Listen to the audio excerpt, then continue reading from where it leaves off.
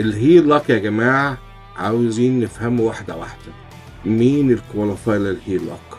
واحد يكون عنده ايكويتي، يعني البيت بتاعه بقى 200,000 بقى 500,000، فيبقى الايكويتي فيه حوالي 300,000. نحسبها ازاي يا جورج؟ حسبة بسيطة قوي. بتجيب الفاليو، بتروح على زيلو، بتروح على اي حتة تعرف بيتك بكام دلوقتي. فبيتك دلوقتي بقى ب 500,000، هنضرب ال 500 في 80% هيطلع لك 400,000 دولار.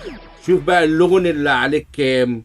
200,000، يبقى 400 من 200 يبقى 200,000، يبقى انت ممكن تاخد 200,000. ممكن.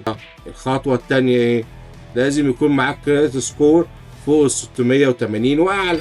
تالت واحدة ودي اهم حاجة، اللي انت يكون معاك انكم كفاية يغطي البيمنت بتاعت الفيرست والسكند. ما انت عندك 200,000 دولار في الاول و200,000 دولار في التاني.